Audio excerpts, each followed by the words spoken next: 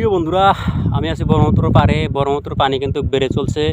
আপনাদেরকে সেই দৃশ্যটা দেখা দেই। কি সমুদ্রের মতো জল একুল ওকুল দেখা যাচ্ছে না? দেখেন এইখানে, দেখেন এই যে একটু, এখানে একটু ভাঙতেছে অল্প অল্প। আর এদিকে হইলো নদীটার আসল চিত্র। সেই দূরে দেখা যায় ওপারে, কিন্তু ওটা আসলে তো ওপার না, ওটা হলো একটা চর, ছোটো মোটো একটা মাঝখানে চর। আর ওই বাম দিকে আরও দৃশ্য আছে, আপনাকে দেখা দেই। তো যাই হোক, বর্তমান ব্রহ্মপুত্র পানির এরকম বাড়তে চলছে। এদিকে দেখেন কীরকম দেখা যায়,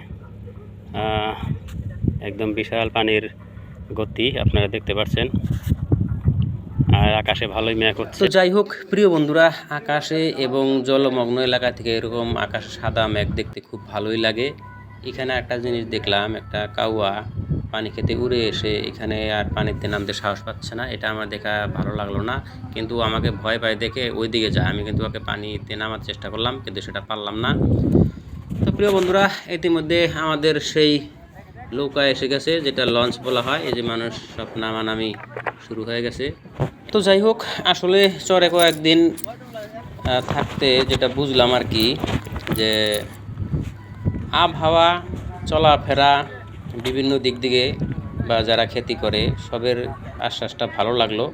একটাই শুধু ভয়, যে নদী ভাঙলে, মানে এত তাড়াতাড়ি ভাঙে, তখন ঘর বাড়ি টেনে নেওয়া কষ্টকর হয়ে যায়।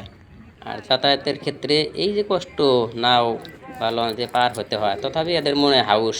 শিক্ষক শিক্ষয়িত্রী ছাত্রছাত্রীরা কত কষ্ট করে শহরে যায়, তারপরেও এদের মনে একটা আনন্দ, যেহেতু জন্মভূমি সেই জন্য ভালোবাসা। প্রিয় বন্ধুরা, আমি চরের ভ্রমণে যতটুক নলেজ আহরণ করছিলাম, সেই জ্ঞানটুকু আপনাদের সাথে শেয়ার করে দিলাম। ততক্ষণ পর্যন্ত সবাই ভালো থাকবেন, সুস্থ থাকবেন। আপনাদের সবার শুভকামনা নিয়ে আমি বিদায় নিলাম।